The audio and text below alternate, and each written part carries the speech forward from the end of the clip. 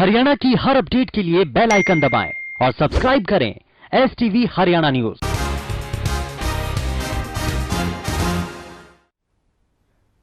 इंसानियत से बड़ा कोई धर्म नहीं होता। कोरोना काल में हमने इंसानियत के कई सारे उदाहरण देखे हैं, लेकिन कुछ तस्वीरें ऐसे आई हैं जो इंसानियत के नाम पर धब्बा है। इस रिपोर्ट में देखिए कैसे प्रवासी मजदूरों को परेशानी हो रही है और कैसे उन्हें सब कुछ सहना पड़ रहा है जिसकी उम्मीद भी इन्हें नहीं थी। लॉकडाउन के दौरान सबसे ज्यादा परेशानी मजदूरों को झेलनी पड़ रही है। कभी पुलिस का डंडा तो कभी पैदल ही मीलों का सफर। पानीपत से ही एक ऐसा मामला सामने आया है जहां प्रवासी मजदूरों पर पुलिस के डंडे बरसे। दरअसल सैकड़ों प्रवासी मजदूर सेक्टर 25 के शामबाग में बने शेल्टर होम में ठहरे हुए थे। प्रशासन द्वारा खाने की सुविधा नहीं देने पर पुलिस और शामबाग के मालिक ने मजदूरों को अपने घर जाने के लिए कहा और उसके बाद उनको डंडों से पीटा। मजदूरों को जबरन शेल्टर होम से बाहर निकाल दिया गया, जिसके बाद मजदूर सड़कों पर आ गए।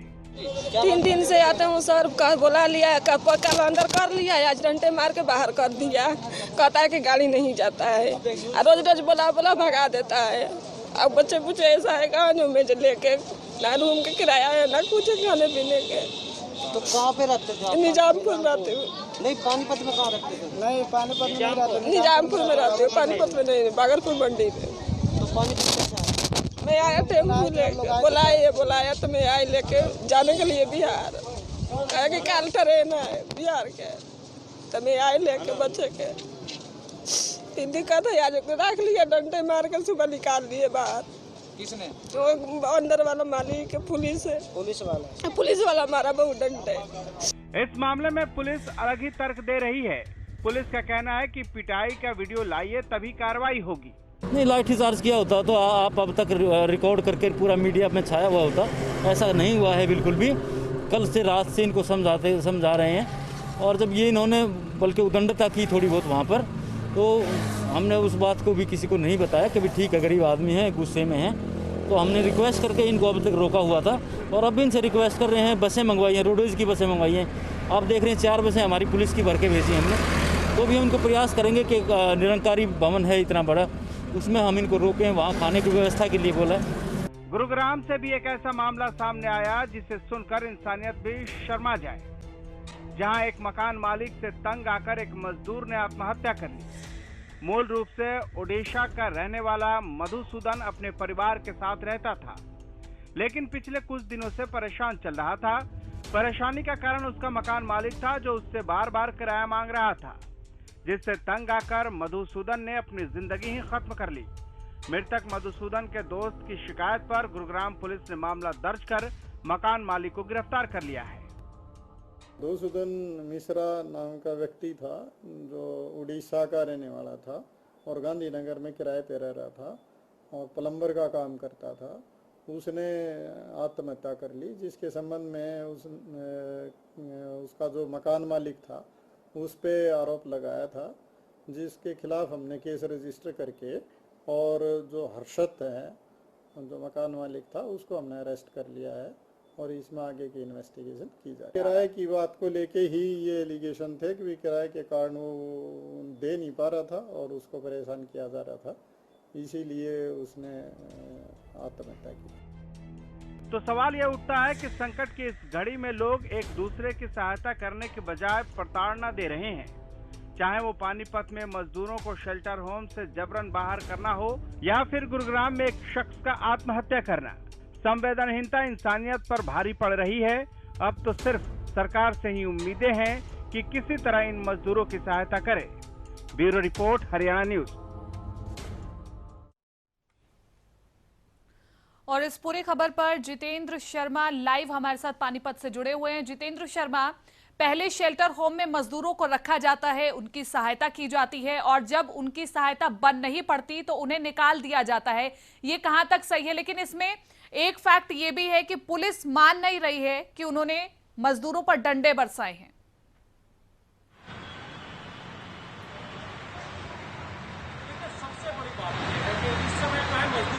रुक रही सरकार जो है, सरकार एक तरफ जो है पूरी कोशिश कर रही है कि इन मजदूरों के लिए कुछ ऐसा किया जाए जिसको लेकर मजदूरों को रोका जाए, क्योंकि पानीपत इंडस्ट्री एरिया है, यहाँ पर फैक्ट्रियां भी चल रही हैं और ये जो है देखिए फैक्ट्री जो है मजदूरों के बेस पर ही है। अगर मजदूर निकल जाएंगे तो फैक्ट्री मालिक भी कहीं ना कहीं ताला लगाकर बैठ जाएंगे।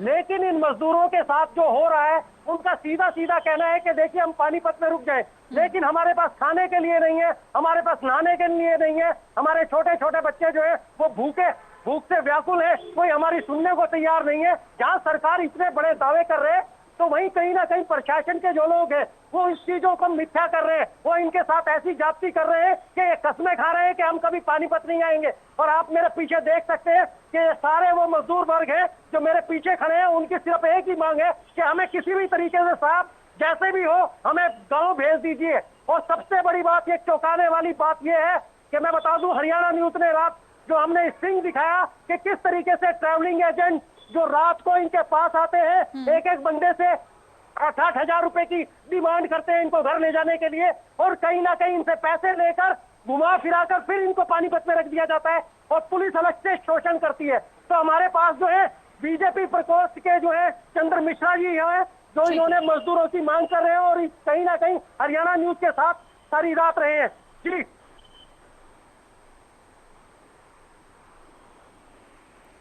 ठीक है जितेंद्र शर्मा, आपके पीछे जो मजदूर मौजूद हैं उन्हीं की जुबानी सुनाइए एक बार हरियाणा न्यूज के दर्शकों को कि आखिरकार उन्हें किस प्रकार की समस्याएं आ रही हैं।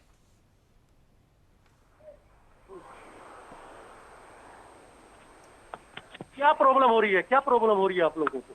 हम लोग जाएंगे बिहार यहाँ से। हाँ जी, क्या दिक्कत है? जाएंगे बिहार क्योंकि ज्यादा दिन हो गया, हम लोग यहाँ नहीं रहेंगे, अब जाएंगे बिहार।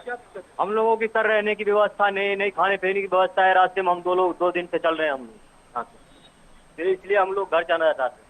पुलिस के भी सुनने में आया था कोई जाति कर रहे नहीं जी, जाति कर रहे हैं, पुलिस वाले भी कर रहे हैं, लेकिन हम मान लीजिए जैसे खाना लेने आते हैं तो खाना मान पुलिस वाले मारते हैं, दौड़ते हैं, तो क्या गरीब आदमी क्या करेगा? अपने घर के विश्वास कर सकते, तो गरीब आदमी क्या करेगा? कहाँ का धक्के खाएगा? ना तो मजदूरी मिल रही है ना कुछ मिल रहा है, तो गरीब आदमी क्या करेगा? तो 2 वक्त की रोटी के लिए अपने घर ही पड़ा रहेगा जाने के लिए। तो पानीपत में जिस तरीके की हालत है, फिर पानीपत में अगर पानीपत की बुरी हालत हो चुकी है। आप नहीं रुकेंगे? नहीं रुकेंगे हम जी यहाँ। ये लोग क्या काम करते हैं जितेंद्र शर्मा? हम क्या करेंगे? अपना तो खाने का जुगाड़ मिल रहा है, न रहने का, न तो हम लोग अपना बिहार जाना है, बच्चे उच्चे सब रो रहा है, घर जाना भी जरूरी है। हेलो जी जितेंद्र, ये लोग क्या काम करते हैं और जिन फैक्ट्रीज में ये काम करते हैं क्या वो फैक्ट्रीज खुली हैं या फिर नहीं? क्योंकि प्रदेश सरकार ने ये भी फैसला लिया था कि लघु उद्योग जल्द ही शुरू होने वाले हैं, तो ये जो मजदूर हैं क्या इन्हें फिर से काम पर बुलाया गया है या फिर नहीं? ये क्यों जाना चाहते हैं वापस घर? आप लोगों को जो फैक्ट्री मालिक में जहाँ काम करते थे आप लोग, वहाँ पे आप लोगों को वो फैक्ट्री खुली है, उनको बुला रहे हैं आपको मालिक? नहीं बुला रहे जी, वहाँ पे हम जाते हैं, फैक्ट्री के अंदर जाते हैं, लेकिन फैक्ट्री में क्या हो, ये डबल दिहाड़ी मान लीजिए जिस तरह हम काम करते हैं 9,000 रुपये दे रहा है, 9 के वो डबल करवा रहा है, डबल से हमें वही 9,000 रुपये सिंगल दे रहा है, तो डबल करवाओ हमारा, तो हम फैक्ट्री में काम कर सकते हैं। लेकिन ये ऐसे थोड़ी होता है भाई, जिस तरह आज हमने मान लो सिंगल 9,000 रुपये में काम किया है, उसी चीज से हमारा नहीं, हमारे तनख्वाह क्या कह रहे हैं? फैक्ट्री मालिक वगैरह बुला रहे हैं? अगर फैक्ट्री खुल रही है तो वो बुला रहे हैं आप लोगों को? जी नहीं सर, हम लोग अपनी बुला रहे हैं। हम लोग नहीं जाना चाहते हैं। क्यों नहीं जी? नहीं, मैं अपने गाँव जाना चाहता हूँ। जितेंद्र, यहाँ एक और समस्या है क्योंकि प्रदेश सरकार इन प्रवासी मजदूरों को घर भी भेजने के लिए तैयार है, लेकिन उसके पहले एक प्रक्रिया है ऑनलाइन रजिस्ट्रेशन की। आप इनसे पूछिए कि क्या ये ऑनलाइन रजिस्ट्रेशन करवाने में सक्षम है, क्या इन्हें इस प्रकार की जानकारी है, ये जागरूक है या फिर नहीं? ऑनलाइन के बारे में बोला गया था, तो ऑनलाइन के बारे में आप समझते हैं? किसी को पता है ऑनलाइन के बारे में? नहीं पता है। नहीं पता है? नहीं। आप क्या कहेंगे ऑनलाइन के बारे में पता है? नहीं पता है। आपको पता है ऑनलाइन के बारे में? नहीं पता है। हाँ, आप ऐसा है, ये मजदूर को किसान बोला कि भाई अपना काम करो, ठीक है ना, आपका ऑनलाइन कर दिया गया है। ये लोग भरोसा में रह गए सब कि भाई हमारा जो है काम होगा, गेहूं काट करके हमारा ऑनलाइन हो चुका है। लेकिन जब गेहूं कट गया, तूरी सब कुछ चला गया, किसान का हो गया, इनका जो है मतलब बोला कि भाई अब तुम्हारा मैसेज आएगा, ये होगा, मतलब भड़काते रहा। लेकिन ये बेचारा हार करके तब फिर जो है प्लान कर दिया कि हमको हमारे साथ छल हुआ है, हमारे साथ ठगी किया गया है। बिल्कुल, हम समझ पा रहे हैं मजदूरों की व्यथा, और हरियाणा न्यूज लगातार ये कोशिश कर रहा है कि मजदूरों की व्यथा को समझा जाए। जितेंद्र, मैं ये कहना चाहती हूँ कि जितने भी मजदूर वहां पर मौजूद है, हरियाणा न्यूज ये अपील करता है कि ये पुलिस वालों के साथ सहयोग करे और सरकार के साथ सहयोग करे, ताकि इन्हें भी दिक्कत ना हो और सोशल डिस्टेंसिंग का भी ख्याल रखा जाए पूरा। में 7-8 हजार रुपए लेके एक बस के अंदर 60-60 जने को ठूसा जा रहा है। उसके बाद हम आपको इन्फॉर्मेशन किए और साथ में हम लोग वहाँ गए, वहाँ का हालात देखे। फिर उसके बाद जब हम वहाँ लोगों को समझाने की कोशिश किए तो लोग तो ये कह रहे हैं कि मिल मालिक ना तो हमें मजदूरी दे रहा, ना काम दे रहा, ना हमें खाने की सिस्टम है। जी जी जी जितेंद्र, हम मजदूरों की व्यथा को बिल्कुल अच्छे से समझ पा रहे हैं और इनकी सारी समस्याएं लाजमी भी है, क्योंकि जब इन्हें साथ नहीं मिलेगा तो ये इनका गुस्सा फूटेगा। लेकिन हरियाणा न्यूज इनसे ये अपील करता है कि गुस्से में कोई भी ऐसा कदम ना उठाएं जिससे इन्हें ही परेशानी हो। सोशल डिस्टेंसिंग का ख्याल ये लोग रखें और सरकार के साथ सहयोग करें। ये अपील आप एक बार इनसे कीजिए।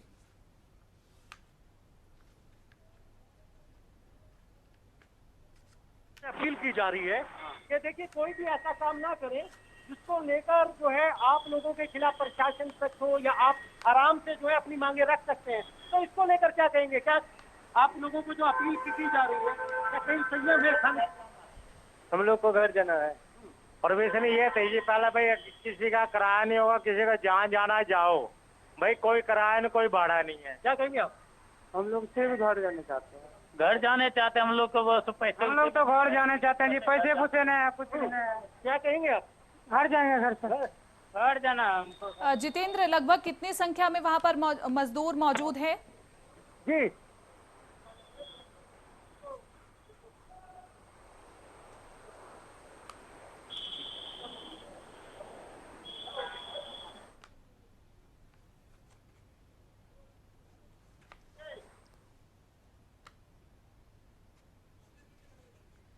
जितेंद्र, जहां पर आप मौजूद हैं, कितनी संख्या में मजदूर वहां पर मौजूद हैं?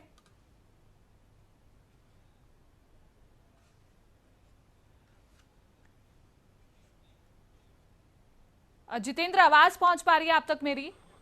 जी जी जी जी जी जितेंद्र, जहां पर आप मौजूद हैं, कितने मजदूर वहां पर मौजूद हैं इस वक्त? इस वक्त मैं बात करूं तो आपको यहाँ पर जो है कम से कम 100 से 150 मजदूर हैं जो कहीं ना कहीं दाएं से बाएं बैठे हुए हैं। और मैं सबसे बड़ा जिक्र एक चीज और करूंगा कि हमारे साथ जो है देखिए ये बीजेपी प्रकोष्ठ के जो है चंद्र मिश्रा जी है।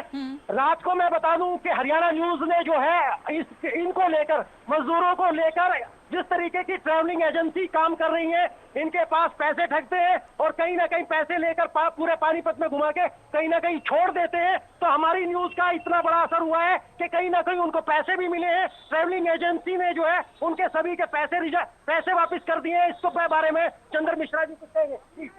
क्या हो रहा है चंद्र मिश्रा जी हमारी हरियाणा न्यूज की खबर का बारे में? जब हम हरियाणा न्यूज पे ये खबर चलाए और ये दिखाए तो उन्हें सुबह दिल्ली बॉर्डर से फिर वापसी लाया गया और उन्हें बायदा पानीपत 25 सेक्टर में छोड़ के और उन्हें पैसे वापसी कर दिया गया। बोला भाई अब हम आपको नहीं लेके जाएंगे। उसके बाद उस मजदूरों को हम लोग अपने माध्यम से खाना मुहैया करवा के और उनको एक जगह रखे हैं और अब सरकार से यही मांग करते हैं कि उनकी भेजने की आप खुद हरियाणा गवर्नमेंट जो हमारी सरकार है वो खुद अपने साधन मुहैया करवा के और उनको भेजे। ठीक है जितेंद्र, क्योंकि ये मजदूर बहुत सारे हैं और एक एक करके अगर आवाज अपनी पहुंचाएंगे तो ऐसा पॉसिबल नहीं होगा। क्या संगठनात्मक रूप से इनके लिए कोई आवाज उठाने वाला है? क्योंकि चंद्र प्रकाश जी तो आवाज उठा ही रहे हैं। इन मजदूरों में से कौन ऐसा है चेहरा जो आवाज पहुंचाने के लिए तैयार है? ये है कि देखिए अब हम जो है देखिए लाइव दिखा रहे हैं तो मैं कहूंगा आप इधर आए इधर आए। ये देखिए ये भोजन जो है ये भोजन भी आ गया। कमाल इस बात का है देखिए जब भी मीडिया जो है मीडिया सामने आता है तो कहीं ना कहीं सामाजिक संस्थाएं भी आ जाती हैं। इससे पहले इनके पास भोजन क्यों नहीं था? तो सबसे बड़ी बात ये है देखिए आवाज उठाने वाला कोई नहीं है और मजदूरों को जिस तरीके का मजदूरों को समझाया जाए, उनको बिठाया जाए, तो ऐसी बात नहीं है कि ये मजदूर हमसे बाहर है, लेकिन इनको समझाया ही नहीं जा रहा, ना ही सरकार के जो मापदंड है, सरकार की तरफ से जो नीतियां हैं उनके बारे में अवगत कराया जा रहा। तो कहीं ना कहीं जिला प्रशासन जो है, पानीपत का प्रशासन कहे, वो पूरी तरीके से जिम्मेदार है, क्योंकि वो कहीं ना कहीं अपनी जिम्मेदारियों से भागता हुआ नजर आ रहा है। जी चलिए, हम यही आशा करते हैं कि जल्द से जल्द इन मजदूरों की आवाज सरकार तक पहुंचे और इनको इनके घर तक पहुंचाने का सरकार पूरा इंतजाम करे। सरकार कर भी रही है, लेकिन एक जो बाधा बीच में आ रही है ऑनलाइन रजिस्ट्रेशन की, उनकी जानकारी इसके पास नहीं है। तो कहीं ना कहीं ये वैकल्पिक माध्यम सरकार को अपनाना होगा ताकि मजदूर अपने घर जा सके। बहुत बहुत शुक्रिया जितेंद्र शर्मा तमाम इस जानकारी के लिए। तो मजदूरों की व्यथा को अब हर किसी को समझना होगा, क्योंकि मजदूर जिस स्थिति में है, हमने सड़कों पर देखा, पैरों में छाले पड़े हैं, जूते फट गए हैं, तन पर कपड़ा नहीं है इतनी तपती धूप में, और ऐसे में ये बर्बरतापूर्ण व्यवहार बिल्कुल भी उचित नहीं है। हम सभी से अपील करते हैं कि इन मजदूरों की पूरा सहयोग करें ताकि ये अपने घर की ओर जा सके सुरक्षित। फिलहाल मुझे दीजिए इजाजत, नमस्कार।